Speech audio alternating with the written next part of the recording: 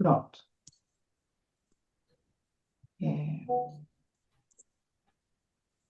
Bom, nosso tema de hoje, então, é sobre a função do analista e a escuta clínica em Lacan. E aí eu já queria iniciar com uma pergunta que o Lacan vai fazer nos escritos. E aí eu vou compartilhar com vocês a minha tela para vocês poderem acompanhar a leitura.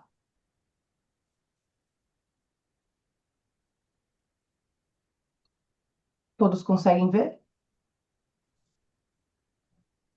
Estão vendo os escritos ali? Sim. Estão? Tá. Dentro do livro Escritos tem esse texto, a direção do tratamento e os princípios de seu poder. E aí eu vou ler apenas este parágrafo, e aí, por favor, vocês já sabem, fiquem à vontade para erguer a mãozinha para a gente conversar. E aí tem esse texto, que é um relatório de Raymond, que ele vai questionar a seguinte questão: quem analisa hoje? Que uma análise traga consigo os traços da pessoa do analisado, fala-se disso como se fosse óbvio, mas acredita-se dar mostras de audácia ao manifestar interesse pelos efeitos que nela surtiria a pessoa do analista. É isso, pelo menos, que justifica o frêmito que nos percorre ante as expressões em voga sobre a contratransferência, o que sem dúvida contribui para lhes mascarar a impropriedade conceitual.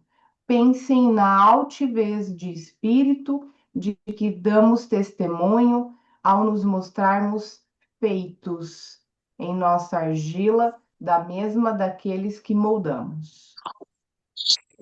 Então, a gente precisa, de alguma maneira, ir problematizando essas questões de o que é que precisa para ser um analista. Basta que este esteja com a sua análise em dia, com a sua supervisão, com o seu estudo teórico. O que mais precisaria para que ele pudesse, de alguma maneira, ocupar esse lugar? Tendo em vista que o seminário 10 ele vai começar com o Lacan também problematizando que, se você chegou até aqui e não sentiu angústia nenhuma, tem alguma coisa estranha. Então, esse que está ali escutando não é feito de outra coisa que também não é para aquele que nós estamos escutando. Então, o analista é feito de uma coisa que aquele que está ali falando para a gente é feito também desta mesma coisa. E aí a gente precisa também problematizar outras tantas, que é se este lugar ele estaria para o mesmo de uma sugestão e de uma cura. Então a gente encontra por aí diversos tratamentos que acabam dando garantias de um certo apaziguamento. E aí, quando a gente pensa em uma função de um analista, a gente iria para um outro caminho.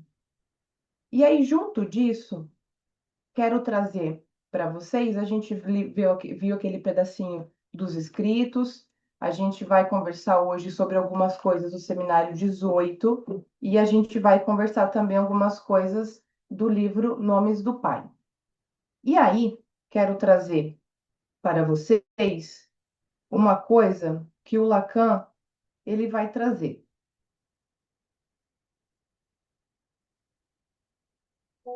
E aí, quando ele vai dizer isso, ele vai questionar se o analista ele estaria neste lugar de dar sugestões.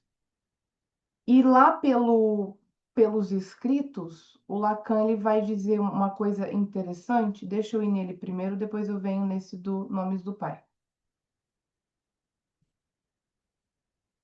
Ele vai dizer que a sugestão ela daria poder ao analista. E aí isso ia estar conflitando com algo que é aquilo que se escapa em uma escuta clínica, que está às voltas de R$ 1. E a gente não tem como mensurar, e isso seria ousado demais, acreditar que a gente tem dimensão do que acontece com aquele paciente. Então, quando o paciente ele chega com alguma demanda, é preciso que a gente abra para que aquilo possa ser contado a partir de cada caso. Então, isso daria poder ao analista.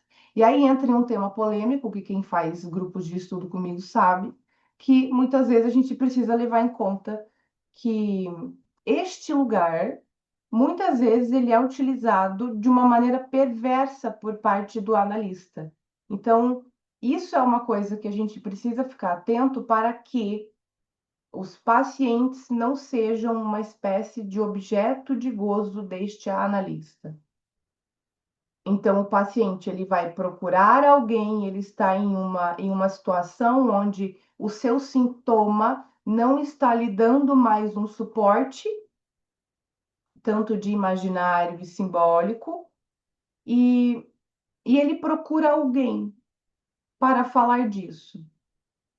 Quando o analista ele ocupa um lugar de um certo saber, ele está colocando aquele paciente nessa posição de objeto.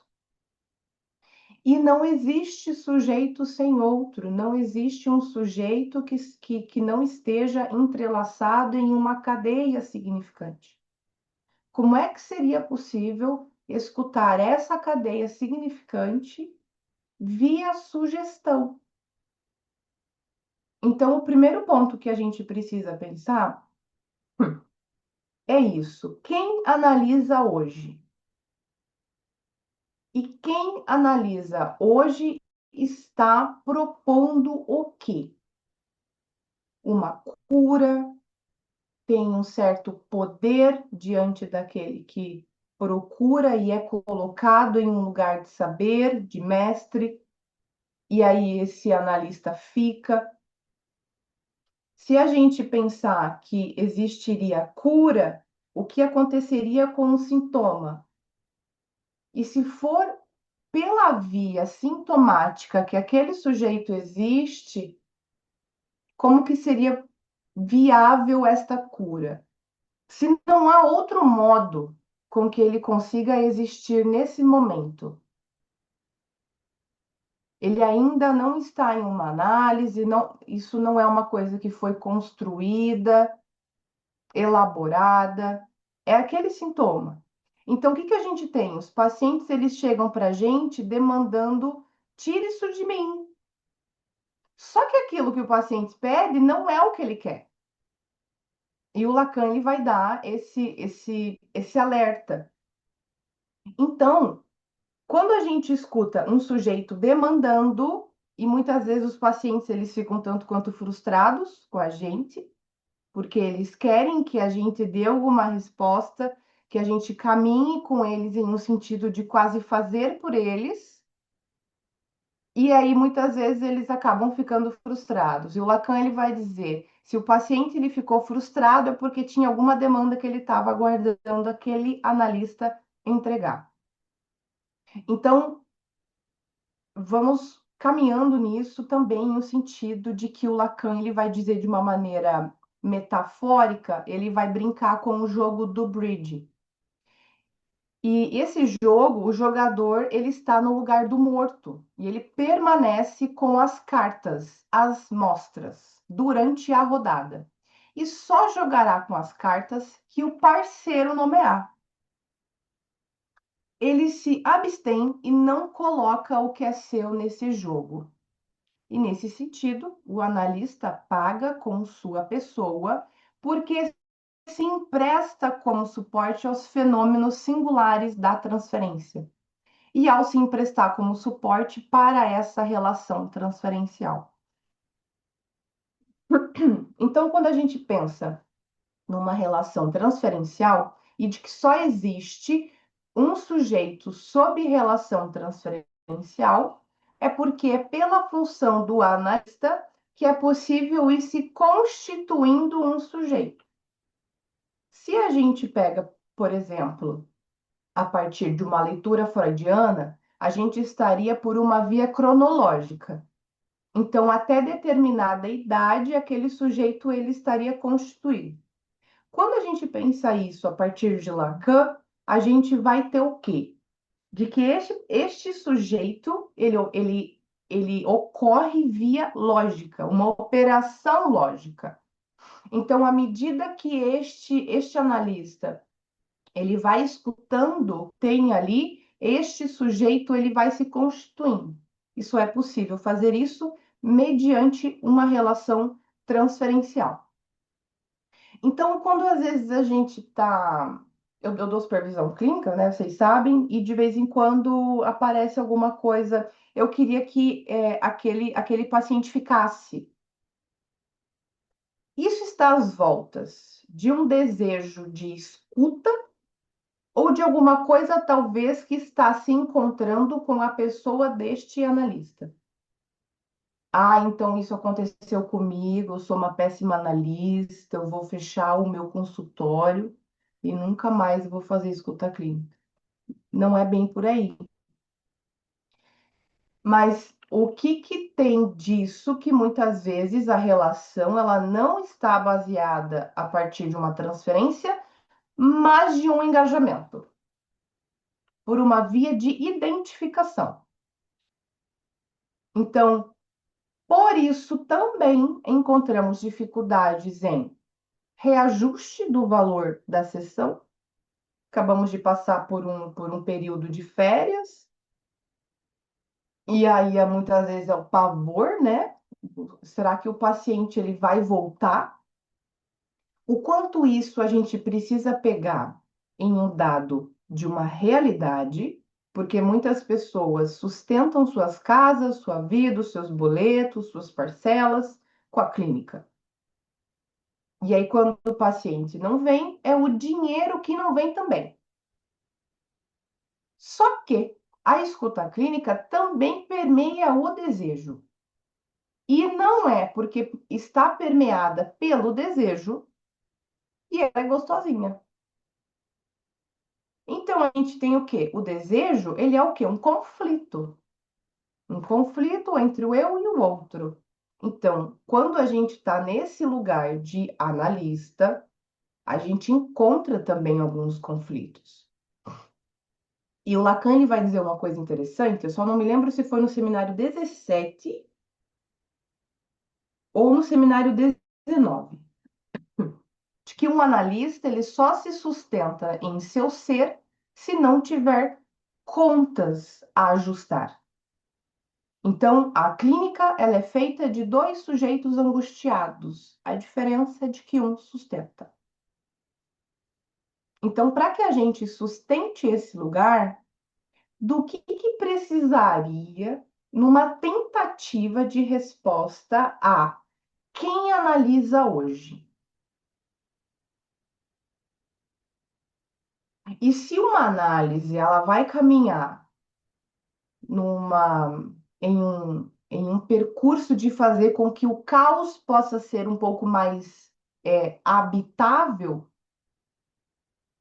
será que nós precisaríamos ficar preocupados com alguma cura? Tirar daquele sujeito a queixa? O que é que sobra? Ele existe fora disso? Então, a análise ela vai caminhar de um outro jeito. E é interessante quando ele brinca com isso em relação ao jogo, de que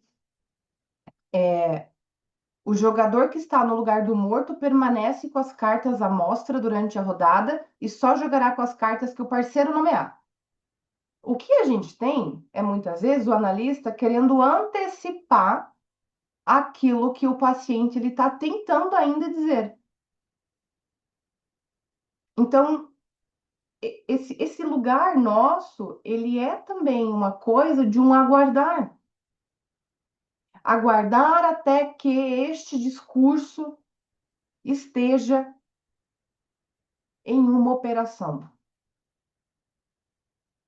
E aí a gente vai escutar muitas vezes aquilo que a gente não queria, e aí isso não é mais sobre o lugar de uma função, é, porque envolve aquilo de um certo poder a este analista, que é perigosíssimo. Então, a gente precisa estar apoiado em um tripé, contudo, não é o suficiente para se formar, né? Com muitas aspas, se formar um analista. Uma coisa também que a gente escuta bastante é analista faz semblante. Que raio que é semblante? Alguém quer dar um palpite enquanto eu tomo uma aguinha?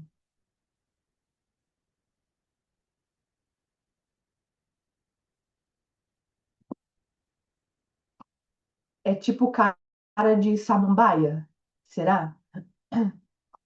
Não é, né? O que será que é? Vanessa tá fazendo assim, ó. I don't know. Eu tô fazendo assim, é que Vamos... não é cara de samambaia. Não é cara de samambaia, não é cara de água, não é nada disso. E aí, deixa eu perguntar outra coisa. Analista faz pedido ao analisante? Não? Ou sim? Pedido. O analista faz pedido aos seus analisantes?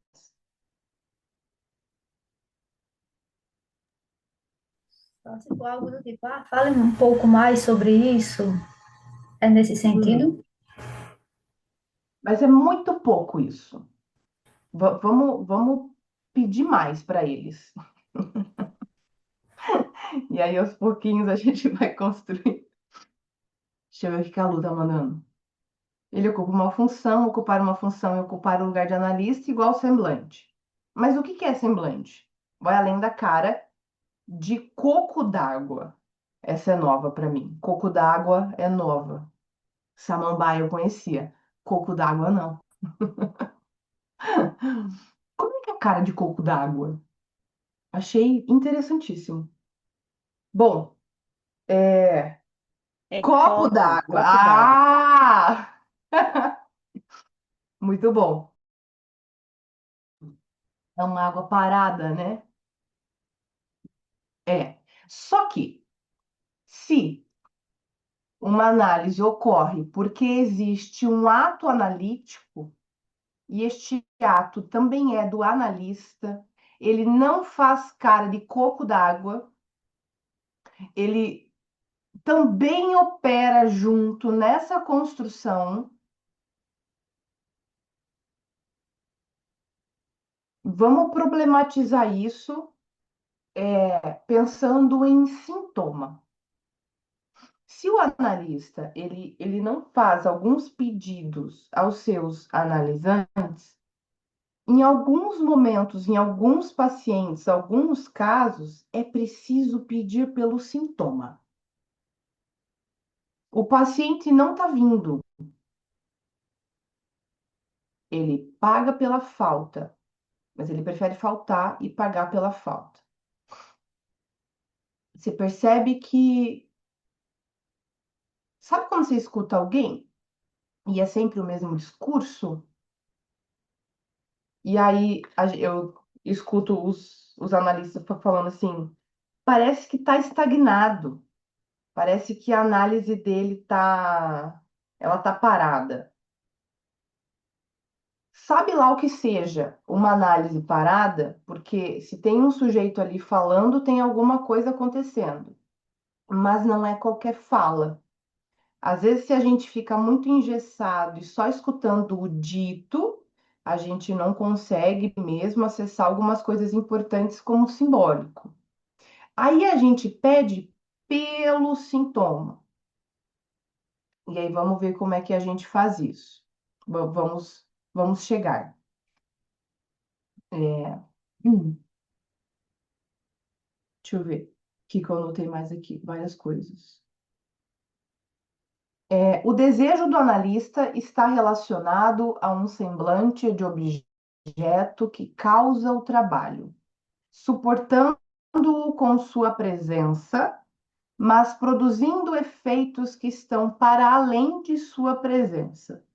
O desejo de analista relaciona-se com uma posição, uma resposta que se vincula no nível do seu ato, nos seus ditos. Assim, o analista trabalha para que, na cura analítica, a solução criada pelo paciente vá mais além dele, no sentido de um saber fazer com o que vem do real, um saber que permita uma articulação com o grande outro. E o Lacan alude essa condição própria do desejo com um vazio estrutural, que deve ser sustentado pelo analista, recusando-se a preenchê-lo a partir de qualquer ideal de normatividade. E a ética da psicanálise se sustenta e guia-se pela falta ser, posicionando o sujeito para além do desejo do grande outro. Isso movimenta o processo analítico. E aí eu queria ler para vocês o que está no seminário 18 sobre semblante. Página, se alguém tiver aí e quiser acompanhar, é a página 13 do seminário de.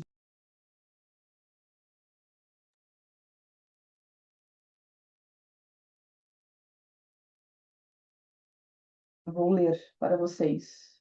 Vou ir lendo e a gente vai comentando. Semblante. O que isso quer dizer? No enunciado do título deste ano. Se isso quer dizer, por exemplo, semblante de discurso, teremos, como vocês sabem, a chamada posição lógico-positivista. Trata-se de submeter um significado à prova de alguma coisa que se decida por um sim ou por um não. O que não se permite ser oferecido a essa prova, eis o que é definido como não querendo dizer nada. A interpretação não é submetida à prova de uma verdade que se decida por sim ou não, mas desencadeia a verdade como tal. Só é verdadeira na medida em que é verdadeiramente seguida. Então, o analista, enquanto um lugar aberto às nomeações. E aí a gente vai caminhando para poder entender isso de um semblante. Esse semblante é o significante em si. Não há nome do Pai que seja sustentável sem o trovão. Vou voltar um pouquinho para vocês entenderem sobre o trovão. Descartes fez um tratado dos meteoros. O passo decisivo, um dos passos decisivos disse respeito à teoria do arco-íris. E quando falo em meteoro, refiro-me a algo que foi definido por se qualificar como tal a partir de uma aparência. Mesmo entre as pessoas mais primitivas, ninguém jamais acreditou que o arco-íris fosse uma coisa que estava lá, curvada, curva e elevada. Foi como meteoro que ele foi interrogado. O meteoro mais característico, o mais original, aquele que sem sombra de dúvidas está ligado à própria estrutura do que é o discurso, é o trovão. Se terminei o meu discurso de Roma evocando o trovão, não foi absolutamente por fantasia.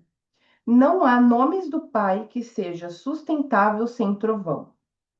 Que todos sabem muito bem que é um sinal, mesmo não sabendo sinal de quê, essa é a própria imagem do semblante. Então, o analista é aquele que, de alguma maneira, a sua imagem, o seu corpo está aberto a receber nomeações. E aí a gente vai perceber isso de que maneira? Eu comecei a análise com você porque eu te vi em tal e tal lugar. Eu comecei a análise com você por conta disso, disso e disso. Ou durante essa relação transferencial, o analista fala, você tem uma cara de ruim. Te achei tão legal, você é mó da hora. Tem ali um corpo, uma imagem que está para aquele que fala e está recebendo nomeação. Quem vai dar essas interpretações é o próprio paciente. Em que outros lugares a gente vê que o corpo deste analista também está em jogo?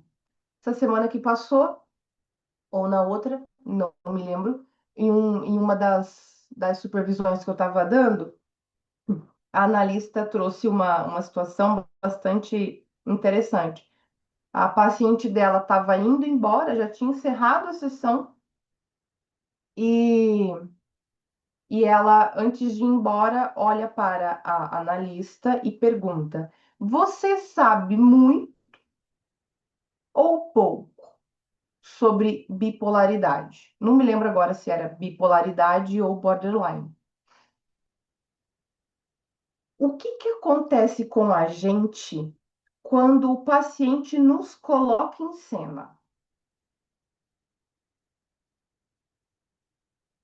Isso que acontece é do lugar do analista ou de outro lugar? Você fica desconfortável? Você ficou angustiada? Você está ali escutando uma outra supervisão também? A moça, o rapaz, de alguma maneira, intimidava um pouco ela. Ou escutar estrutura perversa.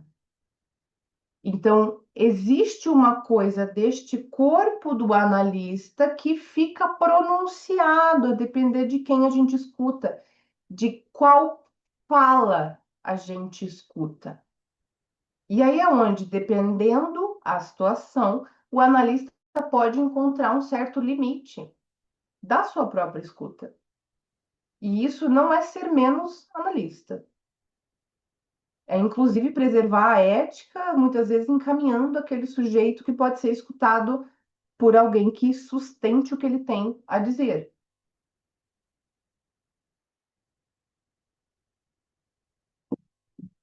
Todo mundo comigo até aqui?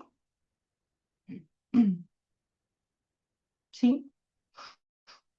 Então, quando a gente pensa numa questão de um semblante, é isso que ele está trazendo do próprio significante. É aquilo que está para cada caso possível de ser nomeado. Então, enquanto o fulano vai achar que você tem uma cara de ruim, o outro, por conta dessa sua cara de ruim, pode ser que é por conta disso que ele consegue falar. Então, para cada escuta, alguma coisa acontece com esse analista, né? Com esse semblante. E aí o seminário continua dizendo: é nessa medida que não há semblante de discurso. Tudo que é discurso só pode dar-se como semblante. E nele não se edifica nada que não esteja na base do que é chamado de significante. Sob a luz em que hoje o produzo para vocês, o significante é idêntico ao status como tal do semblante. Vocês tinham esse mesmo entendimento sobre semblante ou era diferente? Diga, Vanessa. Nayara, eu tinha lido algo sobre, mas não assim tão detalhadamente, que o discurso ele só se dá por meio do semblante. Né? Se não tem esse semblante, não cria esse laço discursivo, vamos dizer assim. E aí, agora, você trazendo isso, que o semblante é um significante em si, para mim faz todo sentido, porque precisa de um outro significante para que haja esse discurso. Então, quando, sei lá, estou viajando ou não. Então, Se o semblante é o que cria esse laço discursivo, ele é o necessário para isso, vamos dizer assim, porque ele é um significante. E aí precisa de um outro significante, que é uma outra nomeação, vamos dizer assim, para que isso gere esse laço discursivo. Eu não tinha esse entendimento dessa parte de significante, mas eu sabia que o semblante é o que gerava esse discurso. Sem ele não tinha Uhum, como. ótimo. E aí, é, é, é bem isso, assim, né? Esse semblante, ele possibilita com que exista algum discurso. E aí o Lacan ele vai dizer uma outra coisa interessante, que é um acúmulo de significantes. O analista, ele é um acúmulo de significantes. E aí, quando a gente faz referência ao jogo, o analista fica segurando as cartas e ele vai a partir da nomeação do outro. Então, a gente está ali recebendo todos esses significantes que o paciente não endereçou em outro lugar. E ele está agora ali endereçando isso. E aí, o que que o analista faz com esses tantos significantes?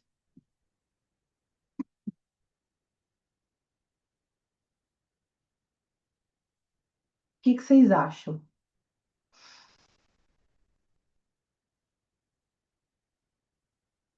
É o analista que tem que fazer? É o paciente que tem que fazer? Quando a gente está ali escutando aqueles significantes, a gente precisa criar este discurso. E isso vai acontecendo via relação transferencial. Então, à medida que este paciente ele vai dizendo sobre as suas questões, a gente vai operando pelo ato analítico. E qual é o ato analítico? O corte. 5 minutos de sessão. Até semana que vem. Beijo. Não é bem por aí. Então, o Lacan ele vai dizer que é, existe esse corte, existe uma escansão, né, que é a gente abrir o discurso, mas a função analítica opera pelo ato que é o corte. Então, o que é que a gente faz com esses tantos desses significantes que o paciente traz? Cortes. Quando a gente corta alguma coisa, que muitas vezes acaba sendo proveniente de um imaginário muito engessado, a gente produz um questionamento em cima daquilo para que abra o discurso a partir de um outro ângulo do mesmo significante. Então, o significante é o mesmo, o que muda é sua significação. E aí é onde é bonito a gente pensar em um percurso analítico que a gente chega acreditando fielmente em alguma coisa e em seguida a gente se desfaz. Então, a gente se faz pela palavra do outro e pela nossa também. E a gente vai também em análise se desfazendo daquilo que a gente acreditava, daquilo que era a nossa verdade absoluta. Então, pelo corte, as coisas elas vão sendo desfeitas.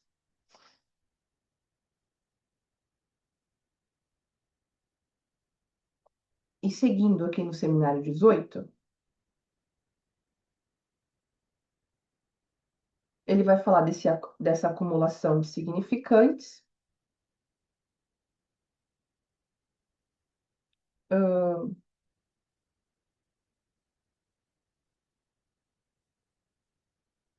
deixa eu ver. Aqui, ó. Os significantes não são uma coisa individual. Não se sabe qual é e de quem. Então, o significante, quando a gente tá ali escutando, né, aquela frase clássica, né, quase um jargão. O significante é aquilo que representa o sujeito para outro significante. Então, quando o paciente ele está dizendo sobre algum significante, ele representa a si mesmo enquanto sujeito e está endereçado a um outro significante, a um grande outro, àquilo que venha a ocupar um lugar de grande outro. Então, quando a gente está lá escutando os pacientes, é válido pensarmos: isso a qual ele produz um sintoma, esta mensagem está endereçada a quem?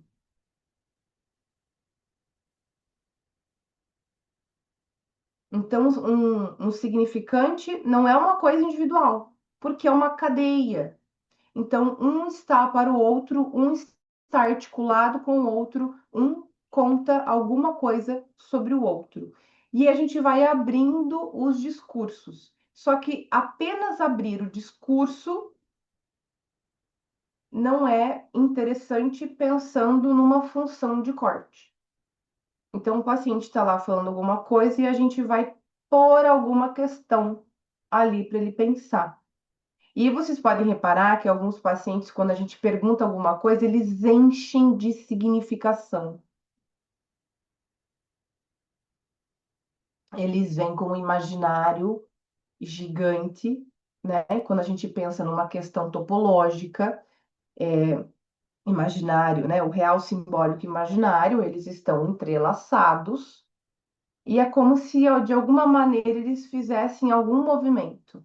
Então, o paciente ele vem com aquilo que é extremamente engessado, enraizado, não abre para ele poder pensar a partir de um outro ângulo. É como se a gente conseguisse visualizar um imaginário maior do que o simbólico e muito maior do que o real. Então, à medida que isso vai sendo operado a partir de um movimento, a análise ela vai caminhando por uma via simbólica.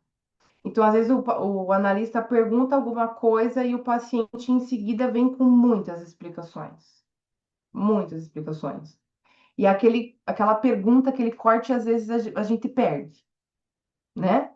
Porque vem com muitas explicações. E é onde o analista precisa pedir de novo. O analista faz pedidos. Então, ele precisa pedir de novo. Fulana, eu estou te escutando, mas esse ponto aqui eu queria que ficasse para você pensar melhor. Talvez você tenha respondido rápido demais. E aí a gente pode encerrar. Não é receita, é a gente pensar em um sentido de que o analista também opera com o seu ato, cortando, fazendo pedidos. Ah, eu quero fazer um reajuste de sessão, né?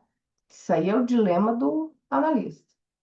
Eu vou reajustar o valor de sessão, o paciente não vai vir mais. Isso abre para ser pensado a relação transferencial, que não suporta falar de seus limites. Uma relação transferencial também ganha palavra ao falar dos seus limites, porque toda relação encontra o seu limite. Então, olha, eu não consigo pagar mais. Então, quando as coisas melhorarem, a gente volta a falar sobre isso. Até lá, quero que deixe aqui uma parte do seu sintoma. Me traga questionamentos sobre sua queixa. A gente faz pedidos. Não estou pedindo para que me traga uma coisa que complete alguma fantasia. Estou pedindo, movimente-se. Se apresente. Mais ou menos por aí. Vanessa. Nayara, eu tenho duas dúvidas aqui. Vamos falar primeiro do significante. Eu estava lendo um livro, até fui caçar aqui para ver onde estava, porque a gente sempre... Bom, eu sempre confundi, eu vou falar de mim. que o significante era aquilo que se repetia, uma palavra, vamos dizer assim, que se repetia numa análise. Então, a palavra que mais repete. E aí eu comecei a ler um livro, e nesse livro diz bem assim, que todo elemento discreto e combinável funcionava como um significante. E aí eu pensei que não é essa palavra que se repete, mas sim essa palavra que vamos falar palavra, essa palavra que se combina discretamente com alguma outra palavra, que a gente chama de significante. Isso para mim foi incrível, assim, e eu queria saber de você se é isso mesmo. Então, assim, eu sou muito nova na psicanálise, e a gente tem esse negócio de a palavra que se repete, a que mais se repete, a que mais se repete. E aí, quando eu li isso no livro, eu pensei, pô, então não é a que se repete.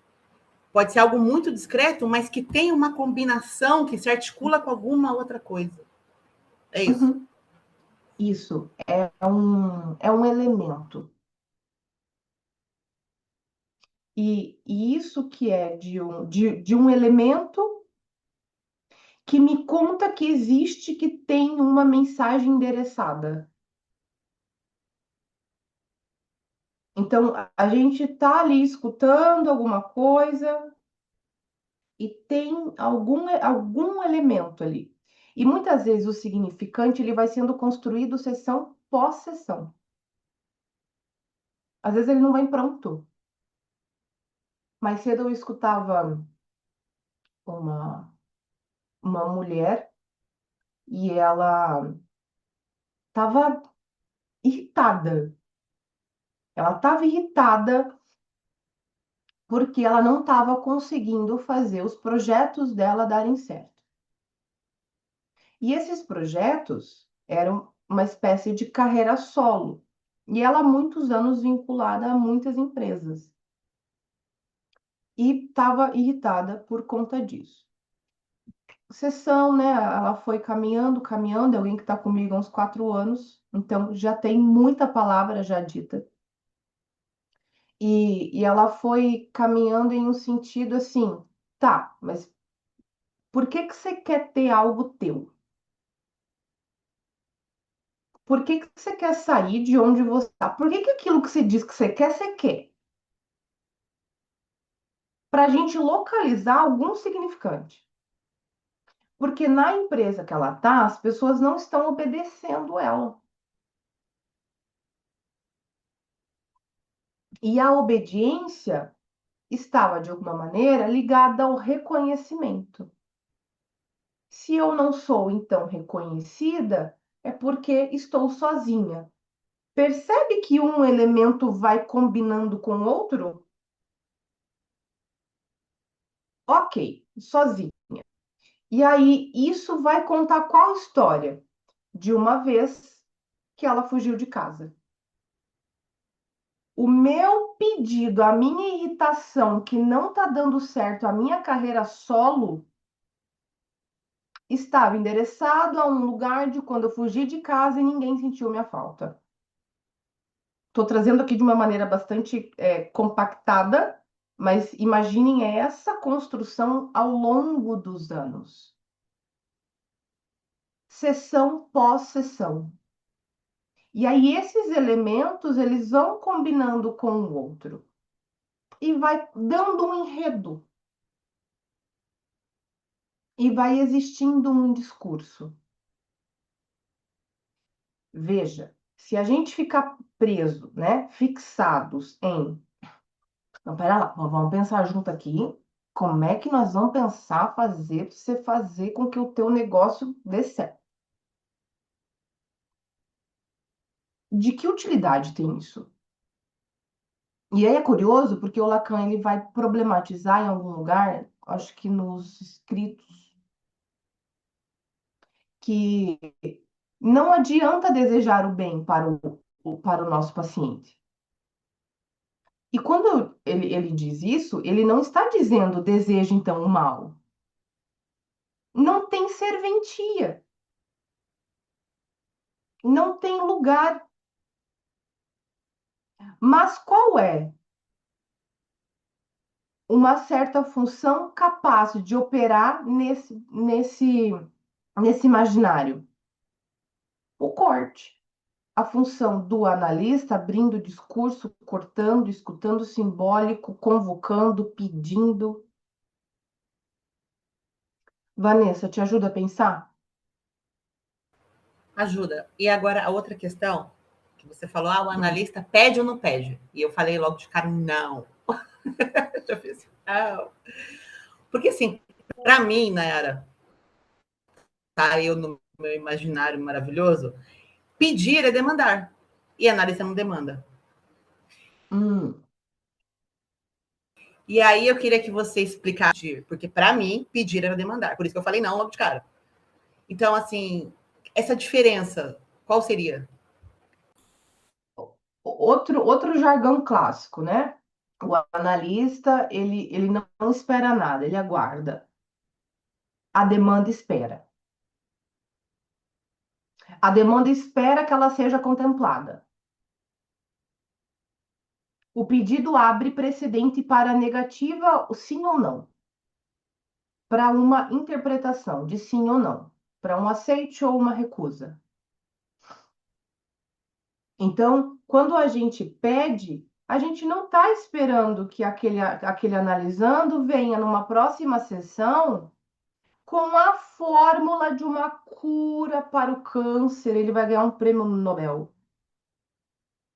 Que ele venha com alguma coisa extraordinária, mas que ele venha com aquilo que ele não tem. Porque uma análise é um savoir-faire, é um saber fazer com aquilo que é caótico. Como é que eu vou fazer esse caótico ficar habitável? Como é que eu vou lidar com o fato de que querem de mim uma coisa, mas eu quero outra? Desejo é conflito. Desejo é para a gente ficar avisado de um bocado de coisa.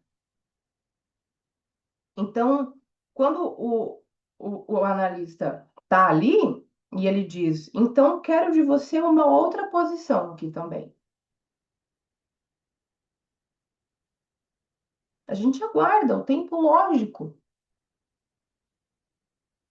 Diferente se eu quisesse que ele atendesse alguma demanda minha e eu entraria numa espécie de embate, disputa, de você tem que me entregar isso. E fazer deste analisante um objeto de gozo. Aí é perigoso. Ou quando o paciente traz alguma coisa do tipo, eu não gostei do que você perguntou, sei lá.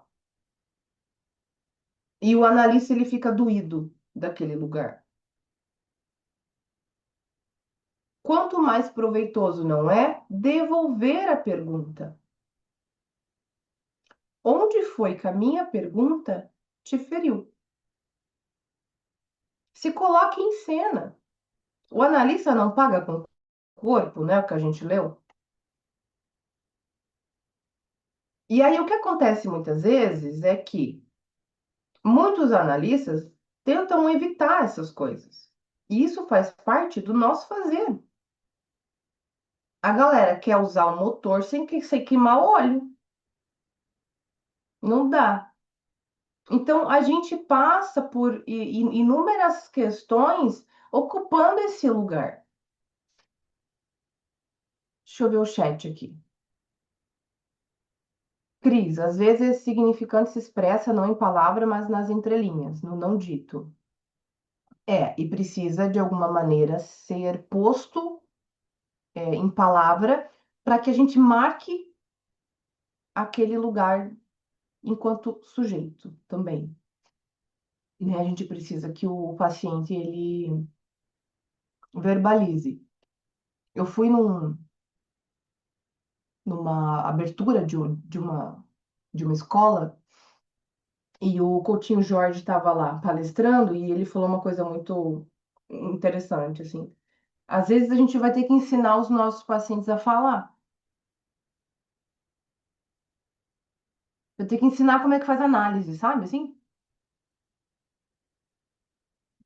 Márcia, boa tarde. Poderíamos pensar em: o analista convoca o analisando a criar as condições para que o sujeito se diga.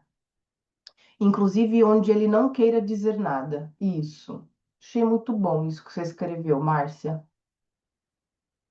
Isso aí.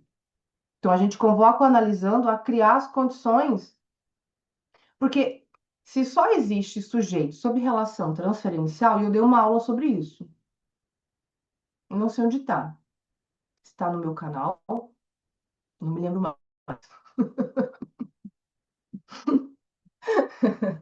Mas se alguém quiser, depois manda mensagem, que eu procuro. Então, se só existe um sujeito sob relação transferencial, é porque existe um espaço ali possível para que ele se apresente e olhe para aquilo que ele é. E aí é natural que muitas vezes o efeito analítico a gente acaba encontrando as pessoas repensando suas relações, repensando o trabalho, seus estudos. A gente repensa a vida. Que mais, queridos? Hum,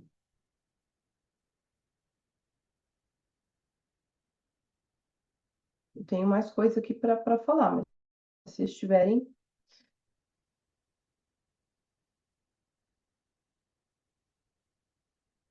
Ó, ainda no seminário 18.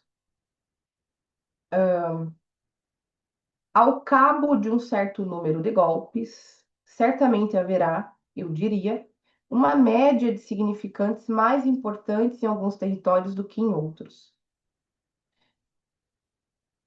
Por último, ainda resta ver como o significante poderá formar nesse território uma sociedade de significantes. Convém nunca deixar na obscuridade aquilo que não explicamos a pretexto de termos conseguido dar um comecinho de explicação. Seja como for, o enunciado de nosso título deste ano, de um discurso que não fosse semblante, diz respeito a algo que tem a ver com uma economia. Aqui, o semblante não é semblante de outra coisa, mas deve ser tomado no sentido do genitivo objetivo. Trata-se do semblante como objeto próprio com que se regula a economia do discurso. Às vezes, tem alguns pacientes que não fazem muita articulação.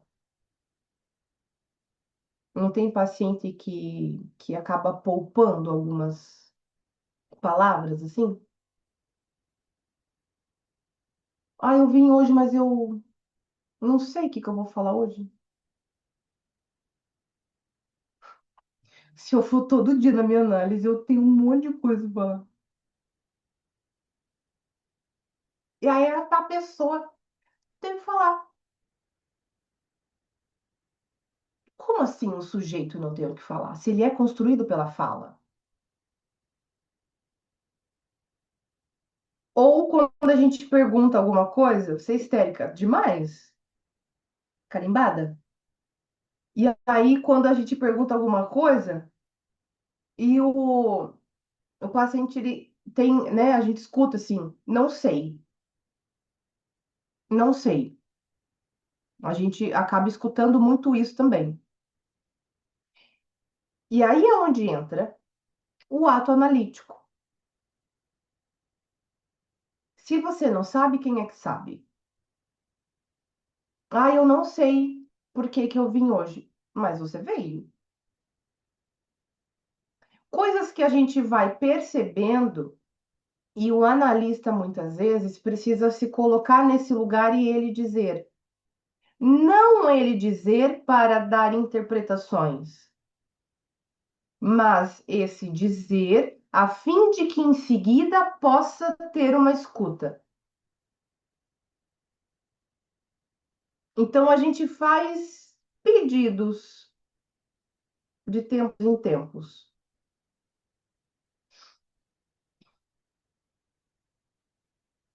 O que mais, queridos? Pegaram um pouquinho sobre o semblante? Deu boa?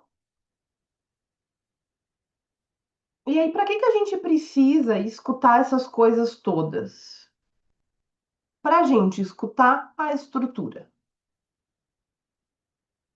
Então, quando a gente está ali escutando aquele paciente e vai investigando essas questões, a gente vai também escutando a fantasia e essa parte estrutural. Agora, eu quero ler para vocês uma coisinha que está nos escritos, na página 309. Continua a psicanálise a ser uma relação dialética, em que o não agir do analista guia o discurso do sujeito para a realização de sua verdade. Então, o imaginário fica mais engessado ainda.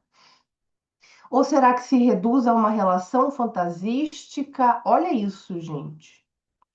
Em que dois abismos se roçam, sem se tocar, até o esgotamento da gama das regressões imaginárias, até uma espécie de Baldwin, né? Que é um agrupar, levado a seus limites supremos em matéria de prova psicológica. Então, isso é uma coisa interessante, porque o Lacan, de uma maneira bastante sutil, faz uma certa crítica. O não agir deste analista talvez seria esses dois abismos que se roçam sem se tocar. Então, o analista com o seu abismo, com a sua angústia, o paciente com a dele. E não há ato analítico, porque talvez o discurso causa tanto angústia nesses dois lugares, o do analista e desse paciente. E aí ele vai dizer uma coisa interessante, que é também, se eu o frustro, é que ele me demandava alguma coisa. Que eu lhe responda, justamente, mas ele sabe muito bem que isso seriam apenas palavras, tais como as recebe de quem quiser. Ele nem tem certeza de que me seria grato pelas boas palavras, muito menos pelas ruins. Essas palavras não são a que ele me pede. Ele me pede pelo fato de que fala. Sua demanda é intransitiva, não precisa de complemento. Ele por si só tem sentido, não implica nenhum objeto. Mas o analista se sente implicado. Então, o analisante demanda e não implica nenhum objeto. Por si só, ele já tem um sentido, daria para abrir o discurso e escutar isso. Mas o analista se sente implicado,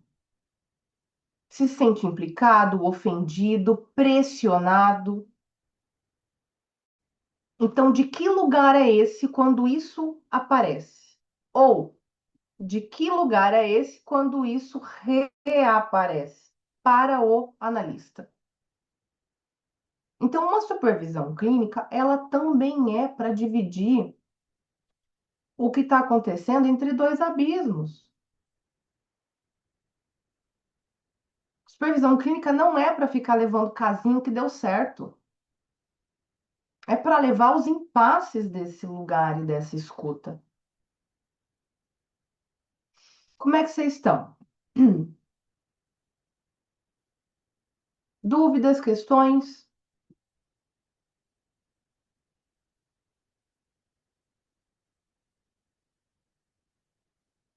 E aí, pensando naquela perguntinha inicial, quem analisa hoje? Depois disso, por onde a gente passou? Quem que analisa hoje?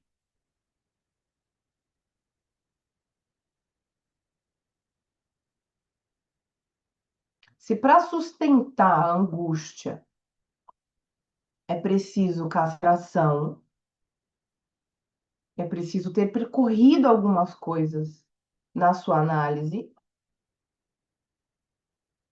essa escuta precisa vir desse lugar também.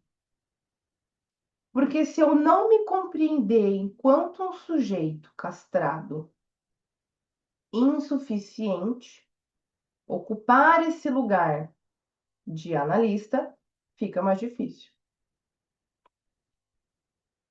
Porque eu vou esperar do outro, aí a frustração ela vai ser minha, não só daquele paciente, mas também do analista.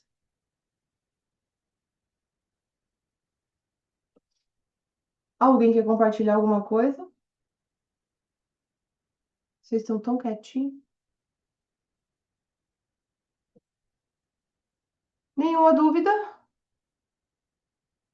Esse tema, ele, espero que tenha tido muitas dúvidas em relação a algumas provocações que são importantes para a gente pensar esse lugar.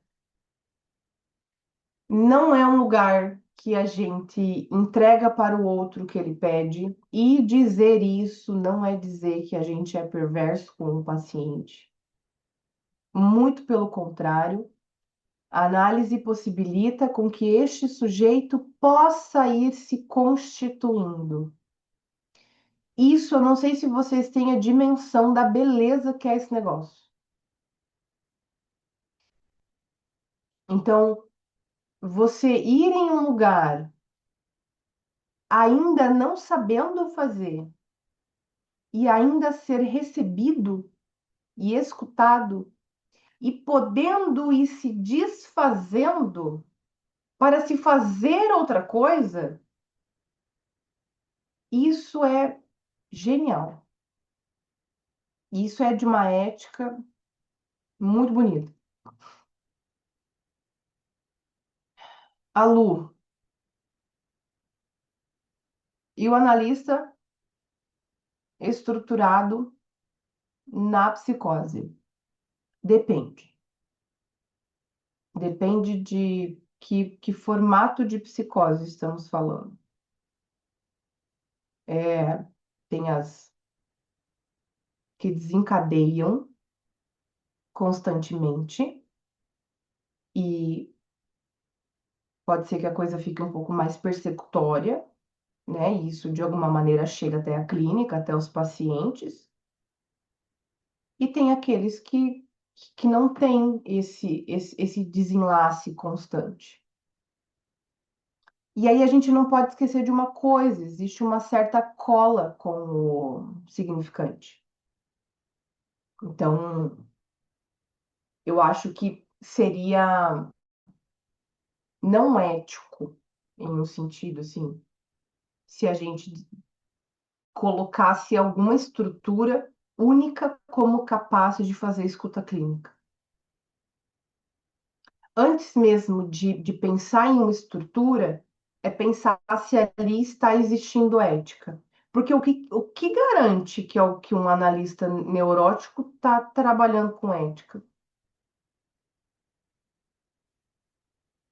Então, acho que é mais preferível ver se existe esse compromisso ético do que antes pensar numa questão estrutural. Vai ter os seus efeitos? É claro, né? A depender de como este sujeito está enlaçado, né, borromeanamente ali. Então, acho que eu responderia neste momento isso, assim. É isso, meu povo. Então, tá bom. O analista da psicose com ética, o semblante pode. Deixa eu ver.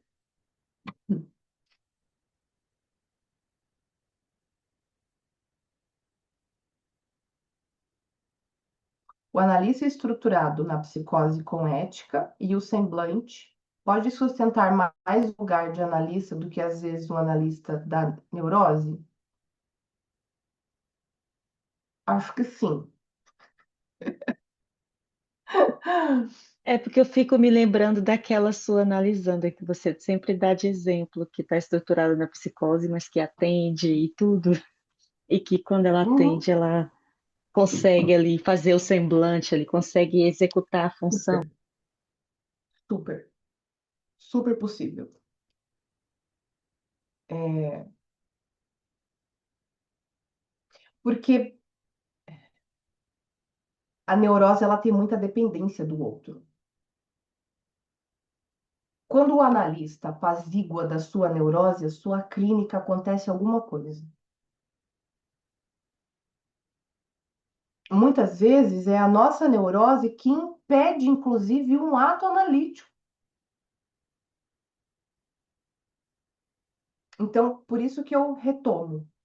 É preferível ver se existe uma ética do que pensar imediatamente em uma estrutura. A mesma coisa quando a gente vai escutar um analisante. Primeiro, localizem outras coisas para se encontrarem com a estrutura. Ah, escutei uma vez, eu não sei ainda qual é a estrutura clínica. Vamos com calma, vamos escutar outras coisas primeiro. E lembrando que não tem como a gente escutar para tentar localizar a teoria. A gente escuta o paciente e organiza com a teoria depois. Senão a gente perde muitos elementos importantes. Se a gente vai querer colocar o paciente dentro de uma caixinha teórica.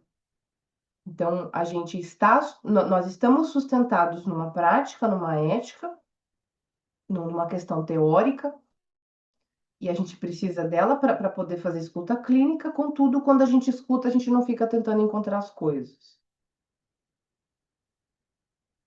Claro que a gente às vezes está ali escutando e pensa, parece mais imaginário, parece que aqui tem um significante. Mas não ficar preso a isso, porque não serve. Serve depois para você montar esse caso clínico e levar para uma supervisão, por exemplo, ou escrever sobre o caso também, fazer alguma coisa. Deu boa, meu povo?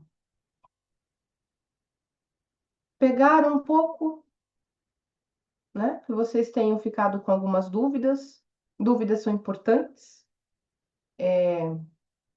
Algumas têm que ser meio respondidas, né? Que senão a gente fica angustiado. Mas é isso. Quero agradecer a participação de vocês. Vou deixar gravado e disponível lá no canal do YouTube. Para quem vai assistir gravado, um bom estudo. E vejo vocês por aí. E temos o encontro das estruturas clínicas. Quem tiver interesse, vai começar no último sábado do mês, ok? Para a gente poder estudar aí as estruturas clínicas, um encontro mensal. E eu vou ver a possibilidade de abrir um grupo de estudo num outro horário, ok? Queridos, um beijo. Vejo vocês por aí. Bom final de semana. Tchauzinho.